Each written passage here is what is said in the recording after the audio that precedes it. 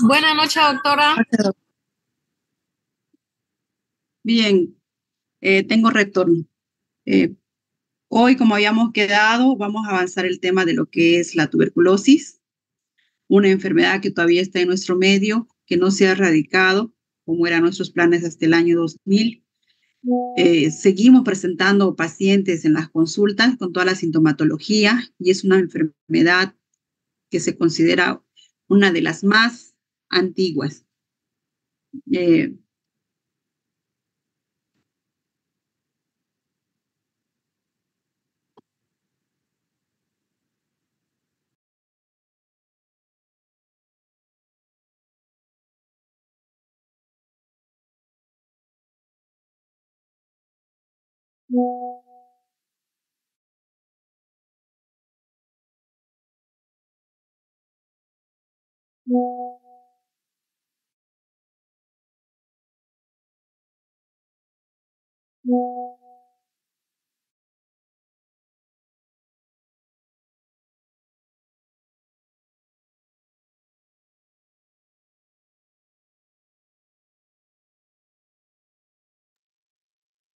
Como les iba diciendo, entonces ya ha hecho toda una historia esta enfermedad.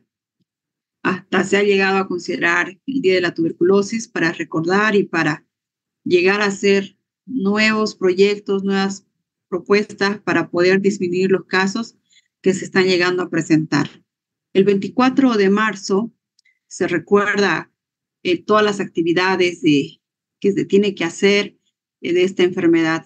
Si mal no recuerdan, el mes pasado salió la universidad con todas las propuestas que consideraba para la enfermedad, salieron otras universidades privadas también, recordando este día del 24 de marzo, donde todavía tenemos bastante prevalencia de la enfermedad en nuestro medio.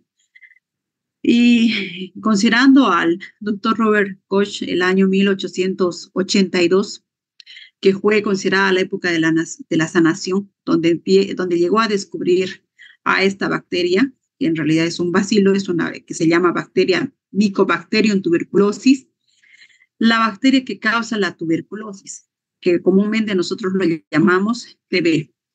En esa época la tuberculosis provocaba una muerte de cada 7 personas en los Estados Unidos y Europa. Menciono a estos lugares porque no tenemos literatura en la parte nuestra que nos pueda corroborar datos aproximados.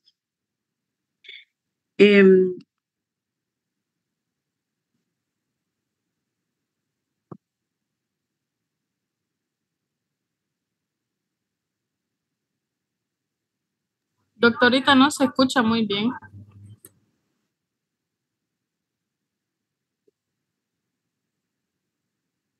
Doctora, no se ¿Ahora escucha. sí?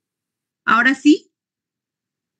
Sí, Ya, ok, gracias. Sí, estaba bajado el audio. Van a disculpar. Les iba diciendo entonces, considerando el inicio de o parte de lo que es la historia de la tuberculosis, que este año del 1882, este médico Robert Koch ha marcado su era en la sanación, descubriendo lo que era esta bacteria o qué es esta bacteria, la Mycobacterium, que causa la enfermedad.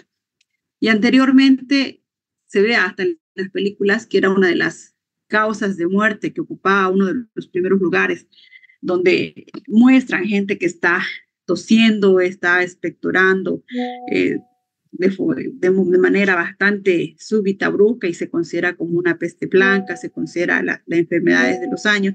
Y dentro de eso también, recopilando, hay historia de la era de antes de Cristo. Ahí menciona que en el siglo IV y del siglo V, Hipócrates ya registró, ya consideró la tisis, ¿no? Dentro de la literatura griega, con las características de la enfermedad de la tuberculosis. Y esta mayormente se daba entre jóvenes de los 18 a 35 años. Y ahí, considerando también de antes de esta época, en el año antes de Cristo, de 384 a 322 antes de la era de Cristo, se considera ya contagiosa. O sea, poco a poco se fue haciendo la historia, se fue haciendo la definición. Ya después de Cristo, en el año 1865, se considera una infección transmisible. Y la era que ha marcado, como les digo, el inicio o el descubrimiento de la curación ha sido la época del doctor Robert Koch en el año 1882, y así sucesivamente se va sumando a la historia todos los procedimientos que se llegó a hacer para esta enfermedad. En el neumotórax se registraron procedimientos de toracoplastía en el año 1927, el descubrimiento de uno de los primeros antibióticos de las sulfonamidas, ¿no? Que hicieron ensayo en conejos, los famosos cobayos que está escrito en las literaturas, eso fue en el año 1938. En la era de Watchman y Swan, ya se llega a considerar la streptomicina, un antibacteriano. Entonces, la época, la década de los 50, inicia la quimioterapia para lo que es el tratamiento de la tuberculosis. Entonces, esta bacteria tiene sus características propias. Dentro de eso, entonces, nosotros vamos a considerar, es gram negativa, gram positiva. Es una bacteria gram positiva. Tiene una forma basilar, es inmóvil. La membrana es 2 veces más resistente que de la bacteria gram negativa. Es un anaerobio estricto, tiene un pH de 7.4, ¿no? Similar a la nuestra. Se considera ácido alcohol resistente por el componente lipídico que tiene, que es el ácido micolítico. Crece bastante lento, por eso es que entre 3 a 10 semanas recién empieza a presentarse la sintomatología. No hay una toxicidad primaria, porque no producen toxinas a inicio y resisten al frío, a la congelación, son agentes químicos y de desecación y, bueno, bastante sensibles al calor. En eras anteriores, estamos hablando de la época de los 50, 60, todavía en los hospitales llegaban a ponerlos a los pacientes con la clínica de tuberculosis, a los pacientes tuberculosos al sol. Les dejaban 1 hora, 2 horas, porque consideraban que bajaba la carga bacteriana, ¿no? Por esta característica. Y ahí también les dice que a la luz ultravioleta muere en minutos. Se inactiva a una temperatura mayor de 60 grados. Entonces, por esa característica lipídica y proteica, es una bacteria ácido alcohol resistente. La capa lipídica es responsable de la coloración y la virulencia, lo que es la tinción de Sienelse, y la capa proteica es responsable de la respuesta inmunológica, ¿no? Tiene un periodo, bien, habíamos nombrado desde 3 semanas, pero es un aproximado. Se considera, sobre todo, que está dentro del rango de 6 a 10 semanas, la incubación. Entonces, la sintomatología probablemente la vamos a tener después de ese tiempo. Si fueran 10 semanas, ¿no? Estamos hablando de más o menos 1 mes y medio. O sea, hay que considerar dentro de la clínica, de los antecedentes, de dónde ha estado el paciente, si estaba en una zona endémica antes de que se presente la clínica, hace qué tiempo. Entonces, si encuadra dentro de 2 periodos de incubación, es interesante poder indagar para poder llegar a los diagnósticos correctos. Bueno, vamos a centrarnos ya a más tema. Es importante que nosotros sepamos la definición clara, ¿no? Y eso nos lleva a poder comprender lo que es la patogenia de la enfermedad. Entonces, la tuberculosis es una enfermedad infecto-contagiosa, prevenible y curable. Y ahí se suma que es reemergente, que aparece una y otra vez cuando ya un paciente no tiene una buena inmunidad, o cuando un paciente ha hecho un tratamiento o abandono de tratamiento o un tratamiento incompleto. Prevenible porque ya se ha llegado a determinar que es una bacteria susceptible a todo un esquema de antibióticos, ¿no? Ya hay estudios, se ha demostrado, está vigente, lo cubren lo que son los estados, lo cubre lo que es a nivel internacional en lugares de menor desarrollo eh, económico, lo que es la Organización Mundial de la Salud. Entonces, eh, la tuberculosis es una enfermedad infecciosa que suele afectar a los pulmones sobre todo. Es causada por la bacteria Mycobacterium tuberculosis. Se transmite de una persona a otra a través de gotitas de aerosol suspendidas en el aire expulsadas por personas con enfermedad pulmonar activa. ¿Listo? Hay gente a veces susceptible y dice, él tuvo tuberculosis, entonces no me puedo acercar. No, es una persona que está con la enfermedad activa. Antes de iniciar el tratamiento, hasta los 15 días se puede considerar activa. Después de los 15 días, si hay una cobertura de antibióticos, si fuera una tuberculosis positiva, entonces hay menos posibilidad de riesgo de contagio. La infección de Mycobacterium suele ser a inicio asintomático, ¿no? En las personas sanas, dado que hay un sistema inmune que está actuando, que está formando barreras para la bacteria. Entonces, si nosotros hablamos que las personas son asintomáticas de inicio o simplemente son asintomáticas las personas sanas, entonces, ¿qué quiere decir? Que las personas enfermas son susceptibles a tener esta enfermedad. Dentro de eso, las personas que están enfermas hay que considerar pacientes inmunodeprimidos, ¿no? Entonces, infecciosa porque está producida por la bacteria, ¿no? Que tiene una característica de bacilo, se llama Koch por el descubridor, por el médico que lo ha descubierto. Es una bacteria gram negativa, se contagia de persona a persona por el aerosol, por el pus que nosotros exhalamos. En un 100% es curable. Socialmente se asocia, ¿no? Pero no es un mito que tenga que sí o sí tener que todos los pacientes de bajos recursos tengan que tener la enfermedad. Dice, es social porque sus condiciones son socioeconómicamente y afectan a un gran número de personas. Socioeconómicamente se considera que en las áreas de menos recursos sí se puede dar porque acuden de forma muy regular, no hacen controles, no llevan tratamiento, no llegan a detectar la sintomatología para solicitar asistencia médica. Entonces hay una relación social. En la epidemiología consideramos, según los últimos datos que nos da la OPS y la OMS, del año 22, son los últimos registros que tenemos, la tuberculosis se considera la segunda causa de muerte después de COVID. Principal causa de muerte entre las personas que tienen VIH. Se estima a nivel mundial 10.6 millones de personas que enfermaron de tuberculosis. Hay una gran relación con pacientes que tienen la coinfección con VIH de 1.3 millones que llegan a fallecer por esta causa de tuberculosis, y de esa cantidad 167,000 tienen el VIH. Se estima, ¿no? Porque ellos hacen sus cálculos estadísticos, se estima que en el lado de América, todo lo que nos corresponde a nuestro lado, se estima que hay por cada año 325 casos.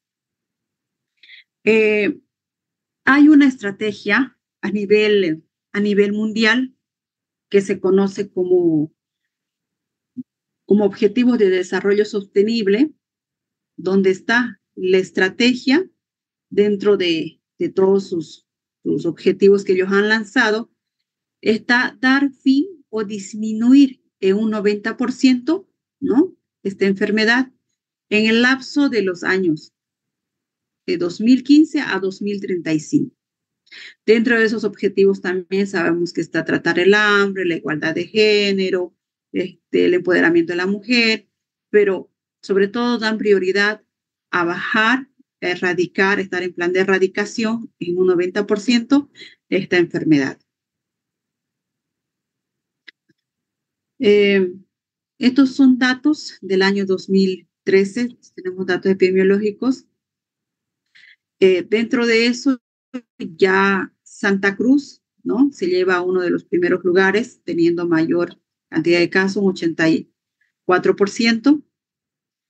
En su totalidad tenemos 5.419 positivos y no positivos, pero que tienen clínica 575. Hay una clasificación de micobacteria, no es solo la micobacteria en tuberculosis, sino hay una variedad de micobacterias.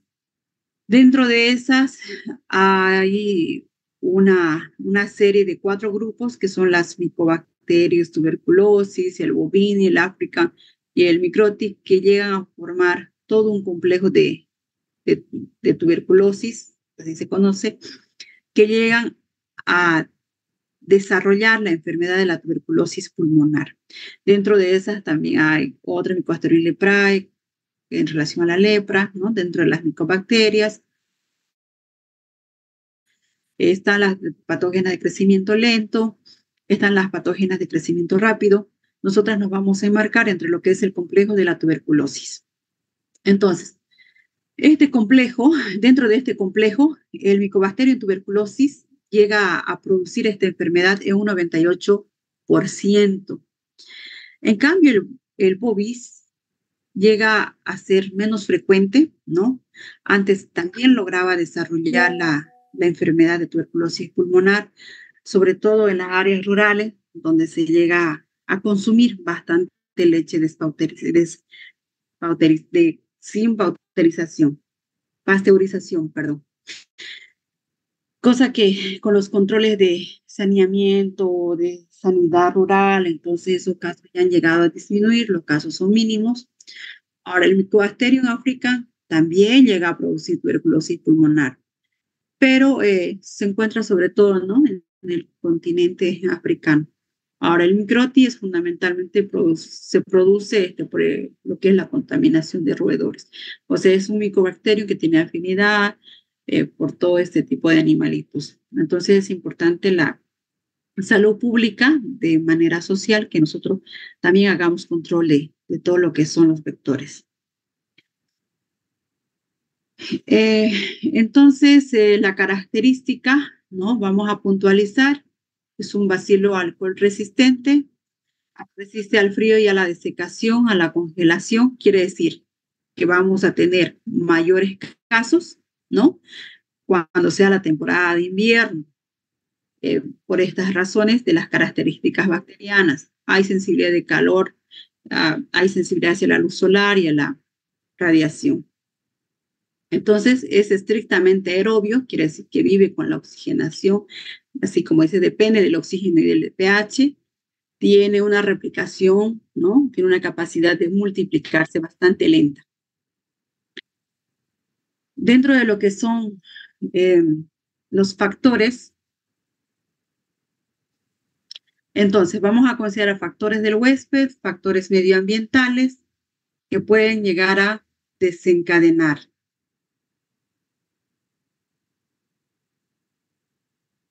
Dentro de los factores del huésped, entonces, es importante la cantidad basilar que ha inhalado durante la exposición. Si el paciente ha estado varias veces en contacto con otro paciente que es con alta carga basilar, alta carga bacteriana de tuberculosis, ¿no?, que está en contacto directo, entonces tiene alta posibilidad, por las varias exposiciones que ha tenido, de poder ser transmitida esta enfermedad, de poder ser transmitido. Ahora, se considera que más o menos durante 15 minutos todavía está dentro de lo que es el medio aéreo. Una vez que expulsa, una vez que uno exhala, todavía está la bacteria diseminado en el ambiente. Entonces, los lugares donde uno atiende este tipo de pacientes tienen que ser áreas bastante ventiladas, donde pueda correr el aire, donde el personal esté protegido. En muchas ocasiones es frecuente que, por ejemplo, los estudiantes que van a rotar, el personal que está atendiendo a los pacientes, se lleguen a enfermar tuberculosis pulmonar o tuberculosis miliar, tuberculosis pulmonar o cualquier otra clase de tuberculosis. La malnutrición, la desnutrición también es un factor, ¿no? Para que pueda suceder esta enfermedad. Las enfermedades sistémicas, ¿no? Que se consideran como inmunosuprimidas, VIH, uso de corticoides, trasplantes, neoplasias, gastrectomías, las edades extremas, menores de 5 años, mayores de 60 años, drogadicción, alcoholismo, su inmunidad está bastante alterada. El personal de salud que está en contacto con los casos positivos, tiempo de contacto, temporales, ocasional, los 2 primeros años tras la infección de la tuberculosis, los factores ambientales, las zonas endémicas. Entonces, en relación a los otros departamentos, por ejemplo, con el dato del 2013 y hasta ahora, seguimos teniendo todavía, llevamos todavía el primer lugar en lo que son el número de casos aquí en Santa Cruz. Entonces, se podría considerar, si esto aumentara, nuestra zona sería endémica en relación a las otras. Dentro del medio ambiente, entonces, la poca ventilación, el hacinamiento, albergues, la densidad basilar en el aire, ¿no? La situación socioeconómica baja. Poca ventilación. ¿Dónde tenemos poca ventilación? Donde hay bastante cantidad de gente, ¿no? Viviendo en un mismo, por ejemplo, domicilio. Podría ser reclusorios, en los albergues. Nosotros tenemos los albergues, por ejemplo, de los jóvenes en situación de calle, de los niños en situación de violencia, o también mujeres en relación a riesgo de violencia. Tenemos albergues del hospital que mandamos a los familiares, ¿no? que vienen de provincia. Entonces, esas áreas donde alberga a mucha gente y con poca ventilación se considera un factor desencadenante, siempre y cuando haya un paciente bacilífero, ¿no? Factores del transmisor, o sea, factores del huésped, factores de una persona. ¿Qué es lo que llegaría a desencadenar? Personas que llegan a toser más, con baciloscopía positivo, factores del transmisor. Personas que llegan a toser, ¿no? Que tienen una intensidad de tos bastante fuerte, baciloscopías positivas, enfermos sin tratamiento. Hay gente que abandona tratamiento, no tiene una disciplina para poder recibir la medicación. Enfermos que han iniciado tratamiento, pero que todavía están en las primeras semanas. Enfermos sin respuesta al tratamiento. Hay personas que no responden a los esquemas de tratamiento y todavía su carga bacteriana, bacilífera es alta, entonces tiene alta posibilidad de poder hacer una transmisión, mucho más cuando está en una situación de hacinamiento, ¿no? Está en una cárcel, está en un albergue, está en un hospicio de ancianos. Entonces, es mucha más la posibilidad de poder desarrollar. En relación a la transmisión, la vía es un 95%, ¿no? Es una vía erógena en los casos en que se adquiere la enfermedad por vía respiratoria, por las gotitas de aerosol o fluye, mediante la tos, estornudo o simplemente al hablar. Hay gente que no habla a veces de manera bastante aguda, bastante intensa y llega a exhalar bastantes gotitas de aire. Entonces, por la fuerza de voz que tiene.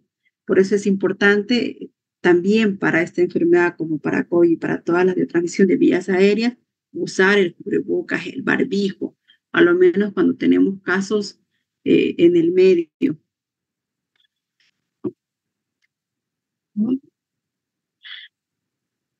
Un acceso de tos se considera que llega a que hay partículas de 3.500, ¿no? Infectantes.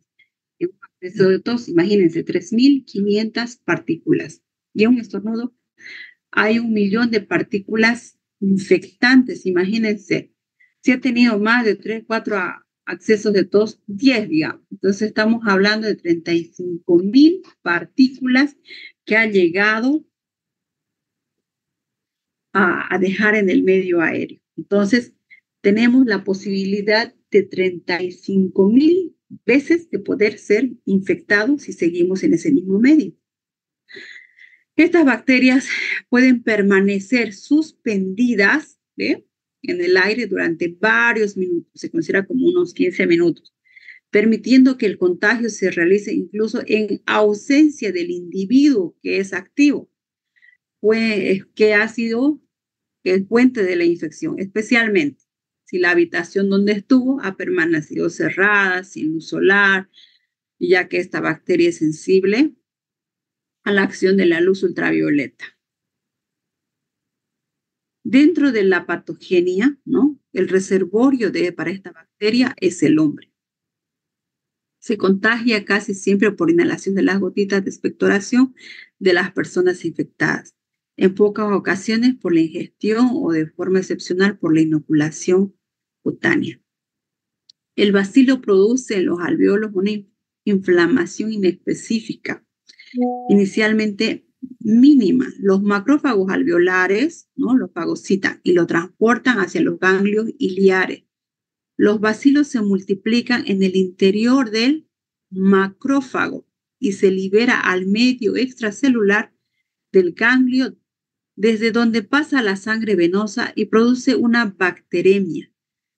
Y al recircular, la sangre va haciendo siembra en distintos órganos. Y hay la afinidad de lo que son los pulmones. Puede ir a la pleura, puede ir al pericardio, puede ir a los huesos, puede ir a para distintos otros tejidos, ¿no? Y así se va diseminando.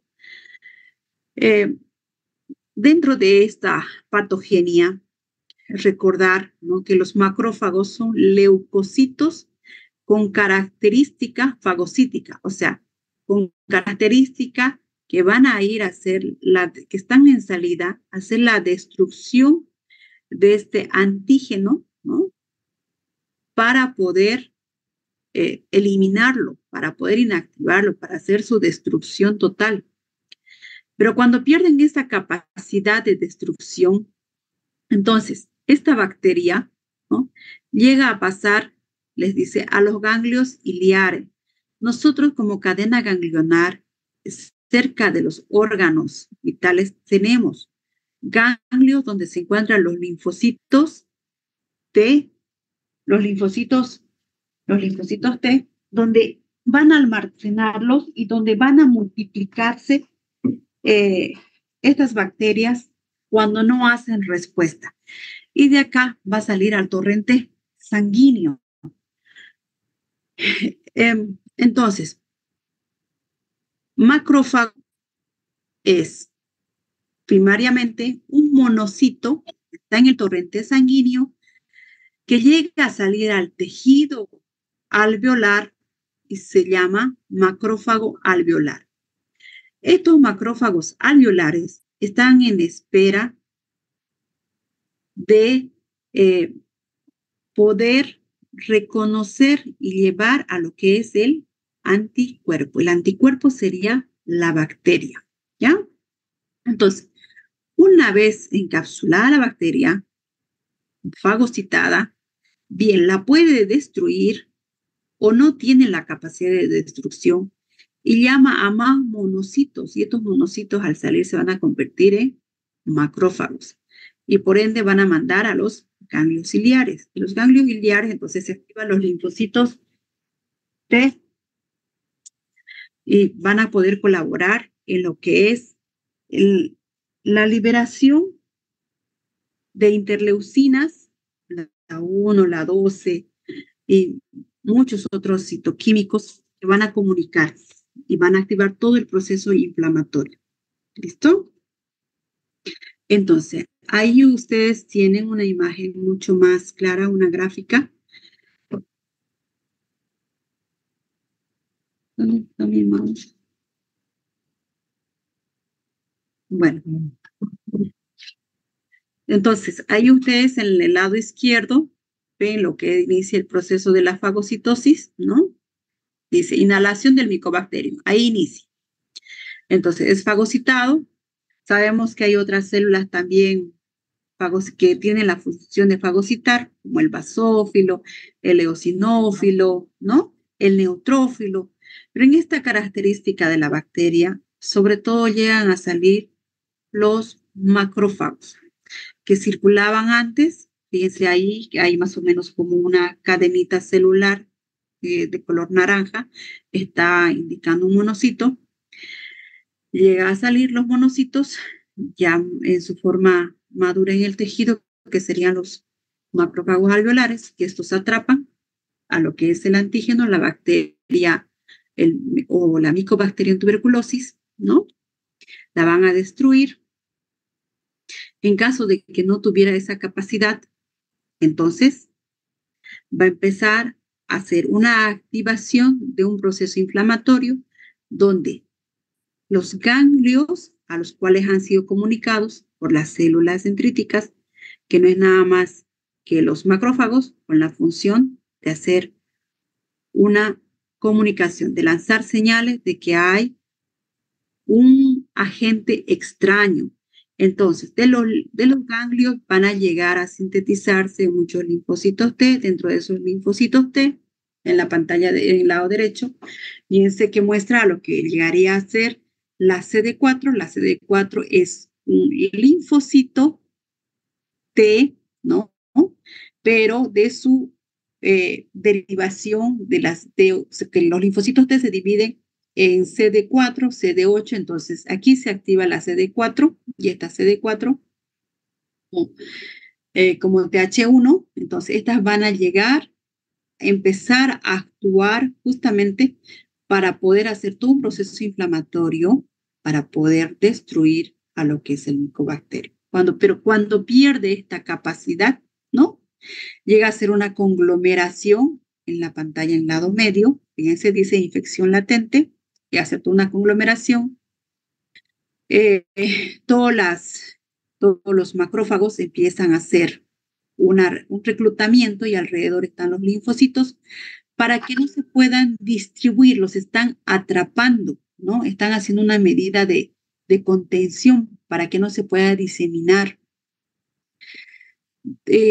Fíjense que ahí se ha llegado a sintetizar lo que es como citoquinas, el factor tumoral alfa, ¿no? La interleucina 2, interleucina 8.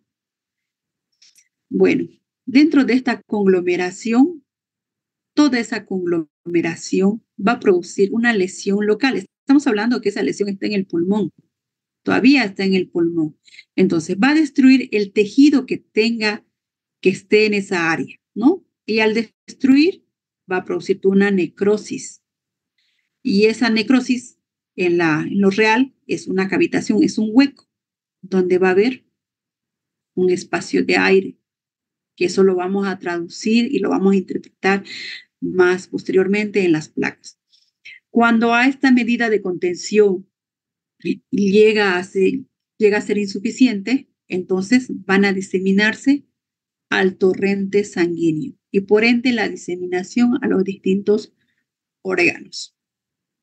Es interesante esta patogenia, ¿no? Porque nos da a entender que en los pacientes inmunodeprimidos, los leucocitos están bajitos, o sea, no tiene una cantidad suficiente, están menos de los valores reales. Por ejemplo, nosotros tenemos pacientes con leucemia linfoblástica aguda, ¿no? O cualquier otro tipo de leucemia, o pacientes que han hecho quimioterapia reciente, que se inmunodeprime. La medicación empieza a hacer todo un descenso de lo que llegaría a ser las defensas de los leucocitos, entonces la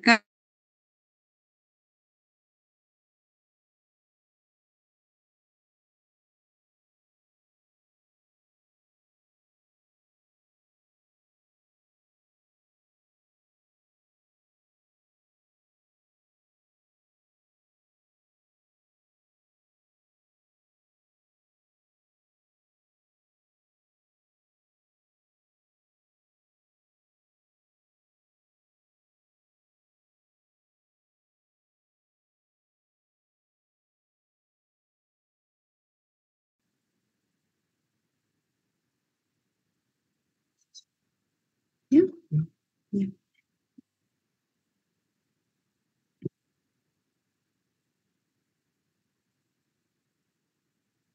Ok, jóvenes, les iba diciendo entonces que si nosotros como células de inmunidad tenemos escasas en relación a tener leucocitos, ¿no? En poca cantidad o insuficientes, entonces quiere decir que también vamos a tener pequeña cantidad de monocitos, pequeña cantidad de macrófagos. Entonces, casos o nulos macrófagos que pueden hacer defensa. Entonces, si no hay células de defensa, no hay células para poder contrarrestar esta infección que está ingresando al organismo fácilmente, entonces el paciente va a tener una diseminación bacteriana y va a poder hacer siembra en distintos tejidos.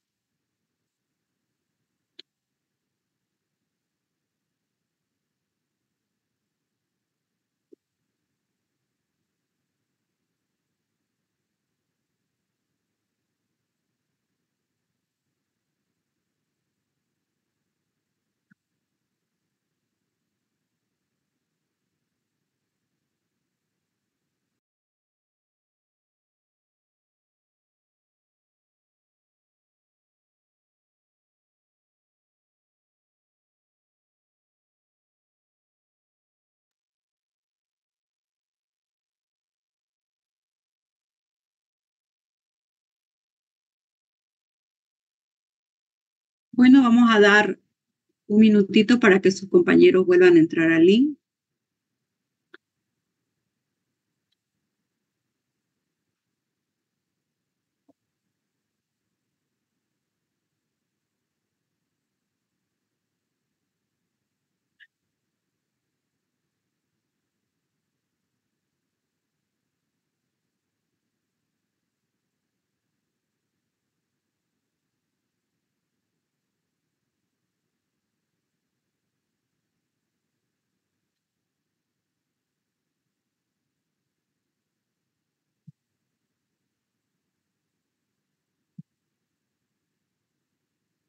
Bien, les iba diciendo entonces que una vez que ingresa al organismo, son reconocidos por las células leucocitarias tipo macrófagos, los macrófagos alveolares, que estas van a reclutar de todo lo que son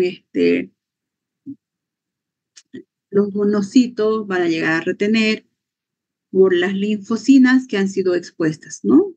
Dentro de las linfocinas hablamos de lo que llega a ser todas las células que llegan a comunicar a los linfocitos T sobre la presencia de esta bacteria. Entonces empiezan a conglomerar, fíjense ahí en su pantalla al lado derecho, empiezan a conglomerar lo que son los macrófagos que tienen ya fagocitado a lo que es el micobacterio. Entonces empiezan a conglomerar y se llega a ser entonces llega a llamarse un tubérculo, llega a denominarse como tubérculo de Koch, que consta de un centro de necrosis gaseosa. La acumulación de esos macrófagos activados, entonces, tiene una disposición tipo epitelial que se denomina células epiteloides.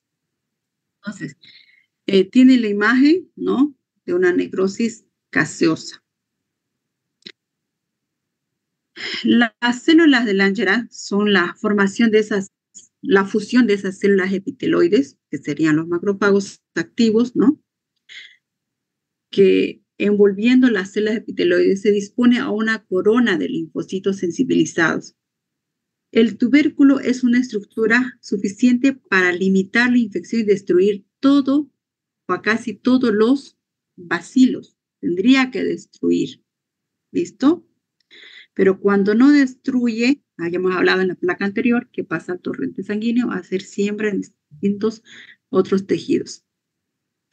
A esa conglomeración, conocido como complejo de Gauss, que es el foco tuberculoso primario, pero ya en un estado de calcificación. ¿Listo? Y cuando tiene la misma característica de calcificación, un ganglio linfático al cual también ha llegado a el microorganismo, ¿no? Como una medida de activación de comunicación para que los linfocitos lleguen al área de la afección. Entonces, en su proceso ya posterior, calcificado se conoce como complejo de Rankin. Esto aparece a los 2 meses o 12 semanas. En algunos casos, la respuesta inmune se retrae o es nula en los pacientes inmunodeprimidos o en los pacientes que tienen resistencia al tratamiento, y el bacilo se va multiplicando, ¿no? Y facilita la necrosis gaseosa. La aparición del calcio marca entonces el paso de la enfermedad, de la infección. El estado líquido del calcio hace que se abra al exterior y mayormente se abre a bronquios más grandes. Estos conductos bronquiales entonces determinan la aparición de cavernas y hay la posibilidad de broncógena a través, dice, ¿no? De los dos pulmones, por la transmisión de la infección, por la continuidad y mediante la expectoración. La primoinfección es un hecho inmunológico, es el contacto por primera vez con el bacilo. En un 95% puede ser inicio asintomático. Se produce en cualquier momento de la vida, o sea, puede cursar por esta enfermedad un recién nacido, un niño en edad infante, un niño, un preadolescente, un adolescente a cualquier edad. Siempre habíamos hablado, sí, en las anteriores placas, que hay afinidad por edades extremas. Se produce en cualquier momento de la vida, se desarrolla entre 3 a 10 semanas, también se considera de 6 a 10 semanas. La presencia de bacilos persiste en los individuos infectados. La prueba de tuberculina llega a ser positiva. Eso indica un notable riesgo en el futuro que depende de factores genéticos y ambientales que hemos mencionado anteriormente. Se manifiesta como un síndrome de infección específico cuando tienen la sintomatología de tos, fiebre, anorexia, ha perdido peso, hay diaforesis o las sudoraciones nocturnas. No es una sudoración mínima. Le va a referir que ha llegado a mojar las sábanas, que se ha llegado a cambiar de ropa durante la noche. Entonces es una sudoración bastante intensa. ¿Listo? Hay una clasificación de la tuberculosis. Hemos hablado que esta enfermedad se llega a diseminar una vez que ha rebasado las medidas inmunológicas, las barreras de defensa. Entonces, se puede considerar las extrapulmonares, donde está la miliar, la meningia, ocular, cutánea, laringea, ganglionar, pleural, peritoneal, ósea, renal, gastrointestinal, pericárdica. Dentro de eso, uno de mis trabajos ya de especialidad fue la de tuberculosis peritoneal. Mayormente ya se llega a detectar cuando el paciente está con la enfermedad bastante avanzada, que ya ha destruido, que ya ha llegado a ser una resistencia de las paredes intestinales, ¿no? Donde se ve en las imágenes estenosis en todos los segmentos intestinales, no hay un tránsito digestivo, llega a haber una exudación. Es un paciente que se llega a reconocer sobre todo ya en la fase avanzada de esta patología, cuando no hay ya condiciones de tratamiento. Para que pueda responder al tratamiento, nosotros necesitamos, ¿no?, unos intestinos que puedan hacer absorción, cosa que el paciente ya no tiene. Y es muy frecuente, ¿no? Y las características nos van lanzando a procesos de abdomen agudo, que no es directamente una sintomatología demasiado marcada, sino vamos haciendo la sumatoria de clínicas. Pero fíjense que en la tuberculosis extrapulmonar, por esa diseminación, puede llegar a afectar a distintos órganos, ¿no? Pericárdica, gastrointestinal, pleural, ganglionar. Estas ganglionares las recibimos bastante frecuente cuando vienen por sospecha de tumor cervical, ¿no? Donde hay nodulaciones que ya están con secreciones purulentas, dolorosas. Sí, podría ser, digamos, un cáncer cervical. pero como diagnóstico diferencial, la tuberculosis ganglionar. Entonces, la única forma de poder determinar en esta patología, por ejemplo, llega a ser la biopsia. La sintomatología de la tuberculosis respiratoria la vamos a clasificar entre respiratorias y las generales. Dentro de eso, la tos, ¿no? Es una de las sintomatologías más frecuentes. Tenemos dolor torácico, hemoptisis, que es la tos con sangre, insuficiencia respiratoria, disfonía, y las generales, malestar general, debilidad, fiebre, sudoración. Es un paciente que va perdiendo peso, le dice, he llegado a perder en 2 meses 5 kilos, 8 kilos, o sea, son pérdidas de peso bastante notorios, bastante marcados. Es un paciente que tiene las características en clínica que bien marcadas en relación a presentar también la diaforesis, que es lo que más a veces se queja el paciente en las temporadas de frío, ¿no? Y se transpiro y hace frío, pero con lo que más van a venir a la consulta es la tos. Entonces estoy tosiendo de hace una semana, 2 semanas, 1 mes, 2 meses.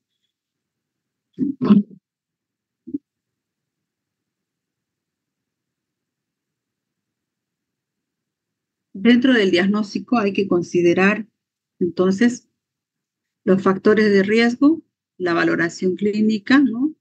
La sintomatología con la que está viniendo, el examen físico, las técnicas de imagen, el laboratorio de vaciloscopía y cultivos. Dentro de los laboratorios, entonces, tenemos en todo lo que son los centros de salud de primer nivel que están con el programa de tuberculosis, de la erradicación de la tuberculosis, ¿no? Tenemos lo que es la prueba de vaciloscopía, que es llevar una muestra de expectoración de la mañana, ¿no? La primera que llegue a presentar en la mañana, durante 3 días consecutivos, como un seriado. Entonces, dentro de eso ellos van a utilizar la técnica de Zell-Nielsen, la detección del bacilo alcohol ácido resistente, que nos proporciona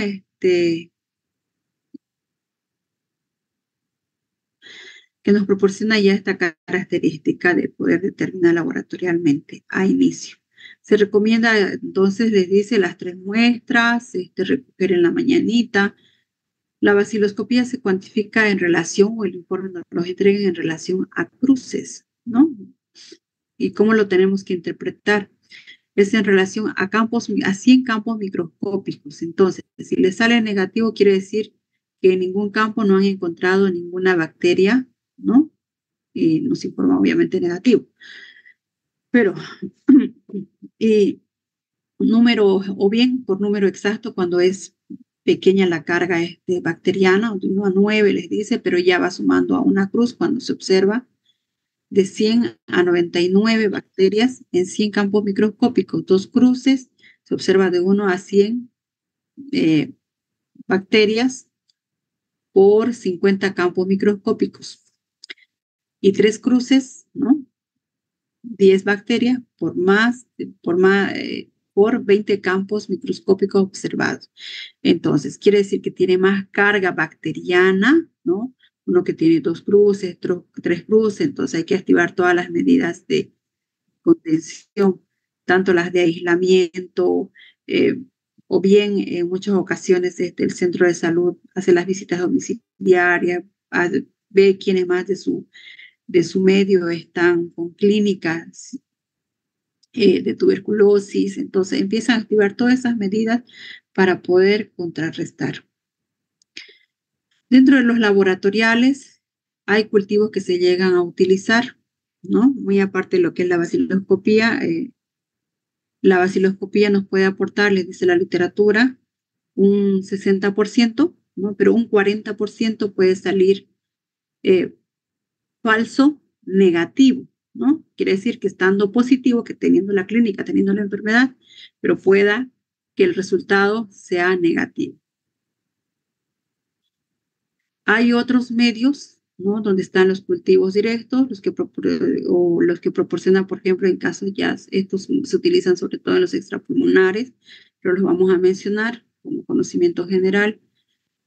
Los de líquido cefalorraquídeo, biopsia ganglionar, hepática, que pueden sembrarse directamente, o los de fluido, ¿no? Que son los cultivos con una preparación previa. Ahora, lo que nosotros mandamos a lo que es el programa de tuberculosis, y todos los centros mandan, cuando tiene un paciente clínica, tiene antecedentes familiares, que alguien de la casa ha cursado por una enfermedad de tuberculosis, donde tenía VAR positivo, pero esta otra segunda persona llega a tener la clínica, pero es negativa, y la baciloscopía le sale negativa, entonces mandamos el cultivo a cultivar al programa, lo que queda por la área de por la zona de los pozos, por las arenales. Mandamos a hacer el cultivo de Lowenstein-Hansen, ¿no? Es una prueba de cultivo semisintético con agar de Mildelbrom. Llega a procesarse en 20 días a 12 semanas. Mientras tanto, si tiene la clínica y hay antecedentes familiares, el programa ya inicia el tratamiento. Ahora, también hay otros medios que son los cultivos rápidos para los medios líquidos, también por el tipo de agar del Mildelbrom, en frascos cerrados que incorpora el ácido palmítico marcado con carbono reactivado, ¿no? El crecimiento se comprueba cuando hay la detección de dióxido de carbono radiactivo en el frasco cultivado. La que nosotros utilizamos es la de Lowenstein, que lo da el programa de la tuberculosis. Ahora, las pruebas de sensibilidad, hay esta otra posibilidad ya poco usada, es en relación a poder hacer una siembra, ¿no?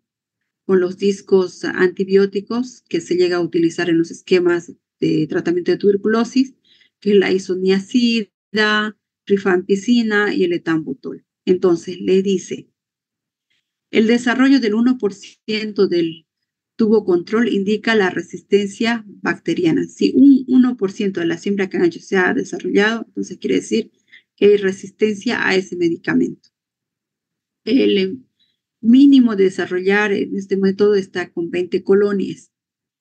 El inconveniente es la lentitud, ¿no? De este proceso de medio de laboratorio, que son de 60 a 120 días. Estamos hablando a más de 2 meses para que pueda tomar conductas más específicas, porque hay personas que no responden al tratamiento, son resistentes, entonces tienen una carga bacteriana alta. Tenemos otros métodos económicos no poco usados para detectar la farmacoresistencia, sobre todo, está el método del nítrito reductasa, ¿no? Que para la detección de sensibilidad y la susceptibilidad, sobre todo de la isoniazida y de la rifampicina. Entonces, se basa en la detección de la actividad enzimática de la bacteria Mycobacterium tuberculosis, que es en los cultivos de crecimiento activo, al reducir el nitrato en nitrito, ¿no? Es un cambio de colorimetría en realidad, ¿no? Hay, como ustedes ven en la pantalla, entonces, de esa coloración clarita tipo citrina llega a pasar a un medio rosita, pero es por esa reducción de nitrato en lo que llega a ser el medio de cultivo. Entonces, eso les da la característica, la lectura para la interpretación de que es un Mycobacterium tuberculosis. En los métodos moleculares, que es lo que estamos utilizando ya más actualmente, no se ha incorporado no hace mucho, pero se lo conoce desde el 2010. Nosotros lo estaremos usando de manera activa de hace unos 3, 4 años en la actividad hospitalaria. Está en relación a hacer una amplificación del material genético, pero ya para hacer la diferenciación de Mycobacterium tuberculosis, al saber que la tuberculosis pulmonar puede ser activada por otros tipos de tuberculosis, perdón, por otros tipos de micobacterios, ¿no? Pero de manera asistencial, nosotros lo utilizamos, bueno, esa es la indicación, ¿no? Para poder determinar qué bacterio es, pero en la actualidad lo que tenemos en uso es por la condición de que no podemos acceder a los cultivos de long stay, que es bastante eh, poco, poco aceptable en relación al tiempo que demora en relación al uso del ESPER MTB rifampicina, ¿ya? Que es un amplificador de la bacteria. Entonces, cuando el paciente tiene clínica y sale negativa a la baciloscopía, entonces se manda a realizar esta prueba. ¿Listo? Que en el transcurso de 2 horas ya nos da el resultado, pero tiene que hacer todavía la prueba de la baciloscopía para hacer las justificaciones, ¿no? Es un, es un recurso laboratorial bastante carito. Tenemos las de imagen, fíjense en su pantalla derecha, está ahí en círculo, ¿no? Tienen ustedes una imagen de una cavitación alrededor de esa cavitación, o sea, ese negrito que ustedes ven es una cavitación.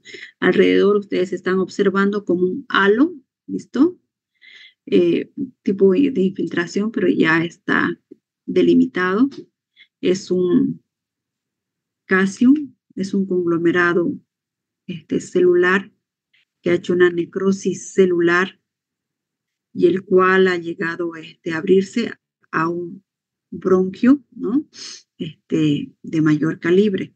Fíjense ahí en las placas tomográficas también, en la de izquierda en la esquinita, donde ustedes están viendo entonces una caverna, pero alrededor están viendo también infiltrados.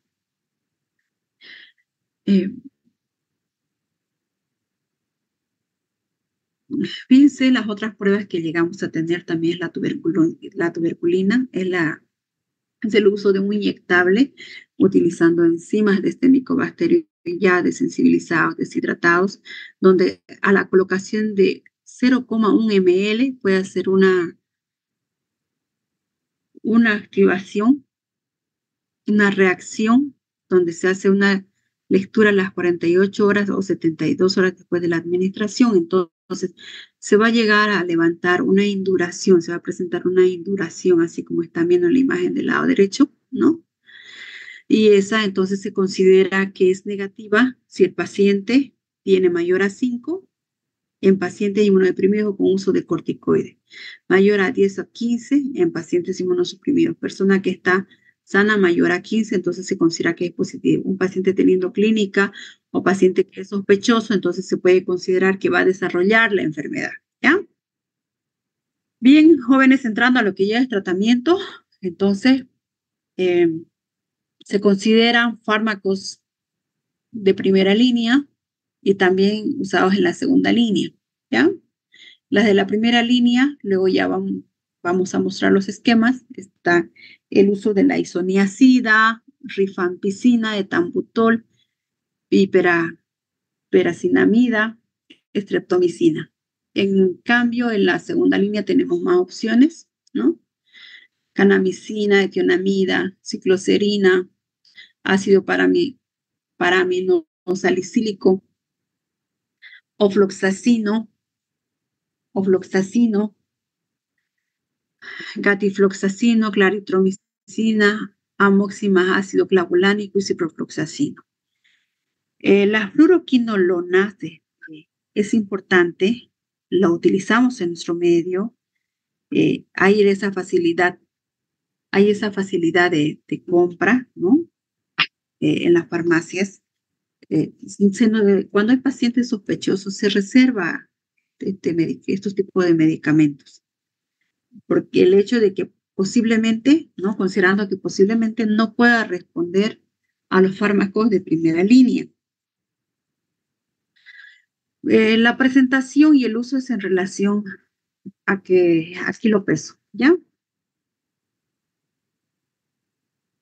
La isoniazida, entonces, se llega a utilizar 5 miligramos por kilo peso, la rifampicina 10 miligramos kilo peso, etambutol 15 miligramos, piperacilina 25, streptomicina 15. Usualmente se llega a utilizar de la isoniazida 300 miligramos, de rifampicina 600, etambutol 1200, piracinamida 1500, streptomicina 750.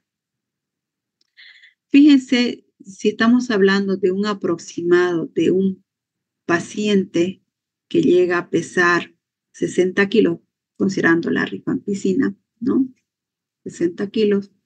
60 por 10 es 600, la dosis habitual. La presentación del comprimido es de 300.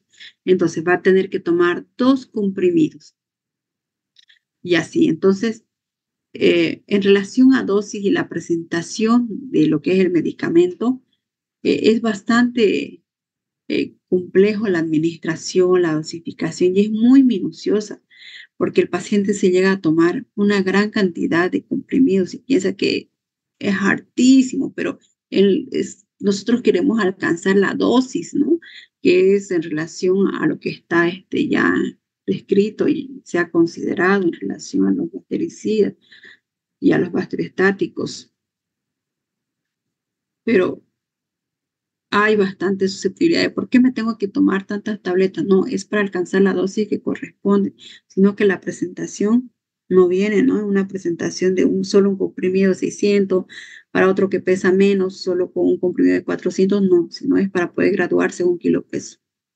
Por eso es que tiene que ser a inicio la toma en su centro. Ya cuando el personal del programa le hace un seguimiento de kilo peso, porque pueda que baje de peso durante el transcurso de los primeros meses, entonces tiene que ir graduando la medicación para que no llegue a inducir a hepatotoxicidad, insuficiencias renales o cualquier efecto adverso. Tiene que ser un control minucioso dentro del programa, entonces, hasta que no haya una confianza de los administradores de la atención del programa. Van al centro, toman la medicación y así sucesivamente, ¿no? Fíjense que antes se manejaban 3 esquemas, ¿no? En relación a casos nuevos, casos ya previamente tratados, abandonados. Se hacía solo 3 esquemas de tratamiento de acuerdo a la medicación que acabo de mostrarles, que ya en realidad lo conocemos del año de farmacología. El esquema 1, solo para los pacientes que en ningún momento han recibido tratamiento. El esquema 2, para casos ya tratados o abandono de tratamiento, fracaso del esquema, y el esquema 3 exclusivamente para pediátricos. Ahora ya no se considera el esquema 2 para estos pacientes con estas características, ¿ya? Ya se ha llegado ya a no considerarse. Entonces, el esquema de tratamiento está en relación a un esquema 1, al esquema 3, del niño se mantiene, y un esquema 4. Entonces, el esquema 1, los pacientes nuevos, ¿no?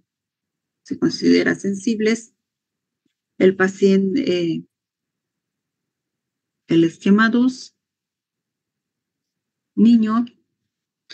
El esquema 4, que es el nuevo que se ha incorporado, son los pacientes resistentes a la medicación y a los que han hecho reacciones adversas a la farmacoterapia.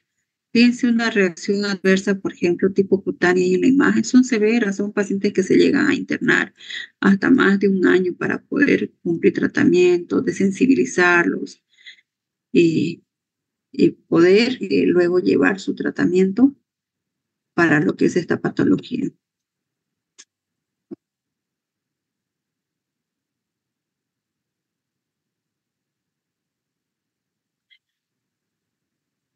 Bueno, el esquema 1 entonces es similar al que lo conocíamos ya. Se considera un total de 6 meses. Son 52 dosis y es en relación a llegar a cumplir 2 fases. La primera fase en relación a isoniazida, rifampicina, etambutol, piracinamida, la segunda fase, 4 meses, son 104 dosis y simplemente ya termina llegando a tomar isoniazida y la rifampicina.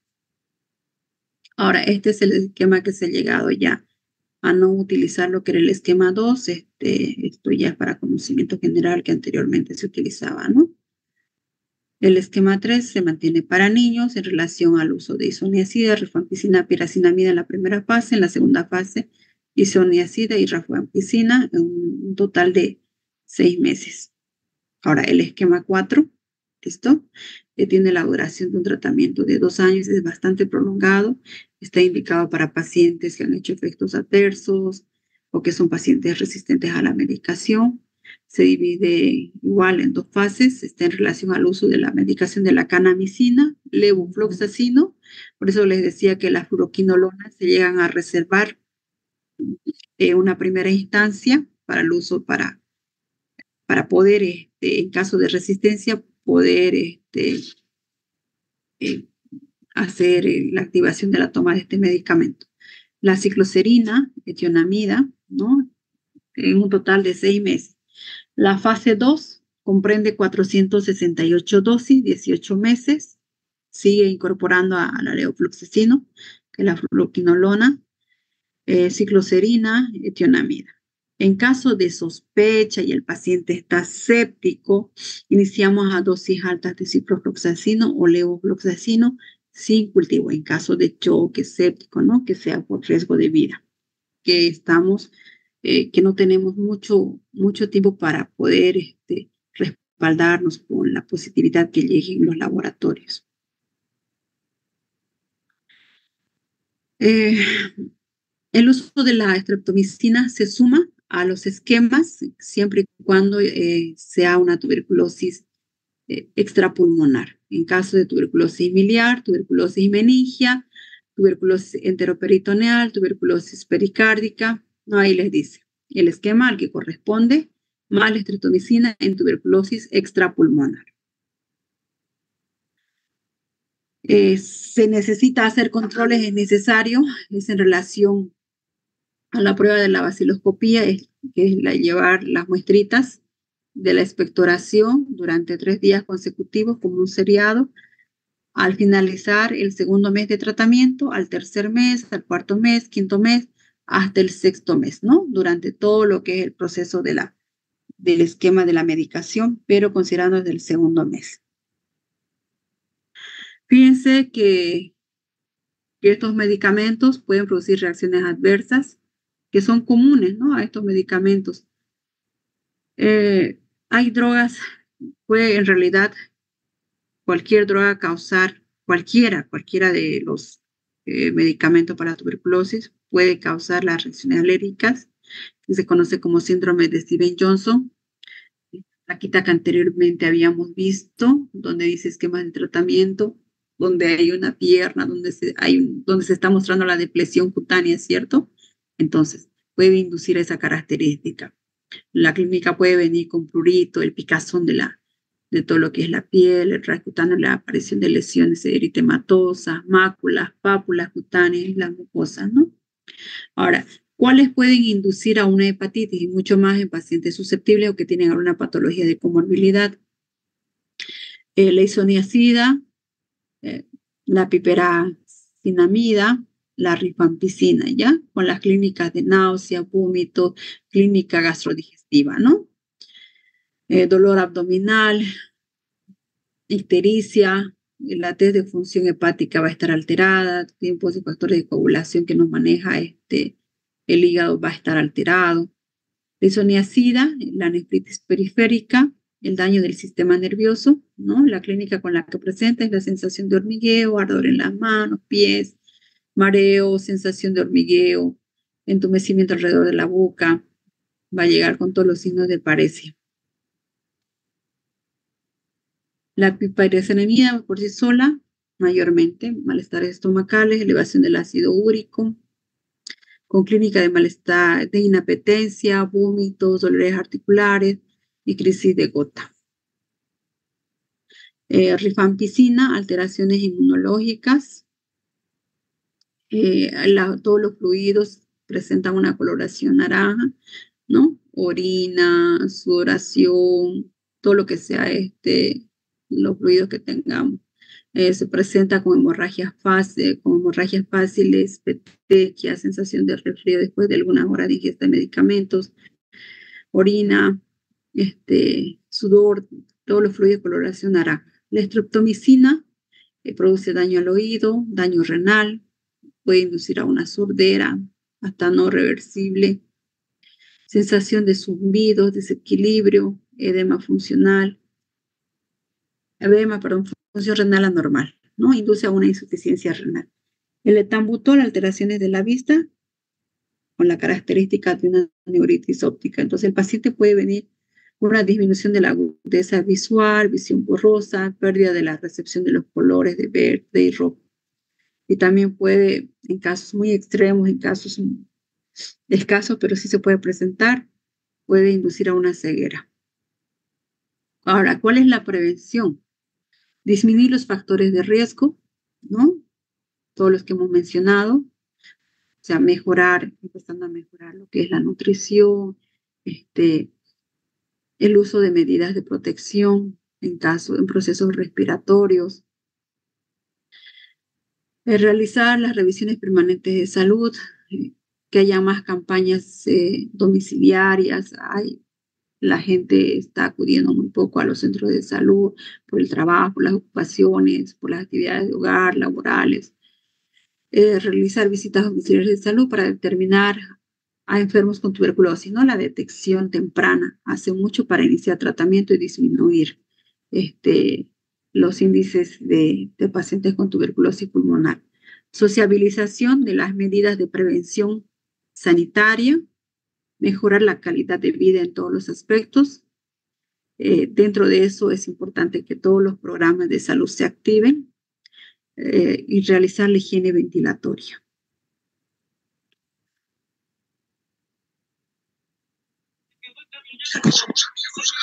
Ok, jóvenes,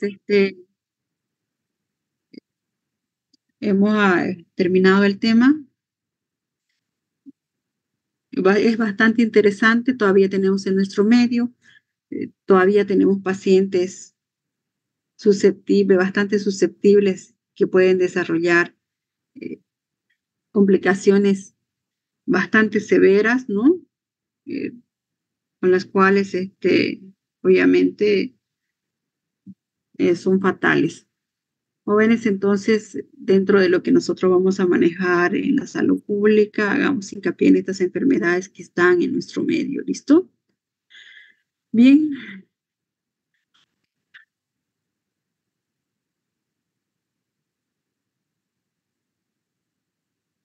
Bien, jóvenes, tenemos terminada la clase, aquí el avance de hoy, ¿listo?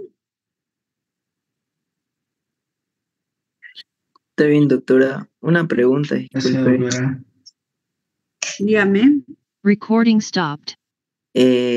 ¿Cuál es la forma de tuberculosis extrapulmonar más frecuente? Estaba leyendo que era la pleural, otras partes decían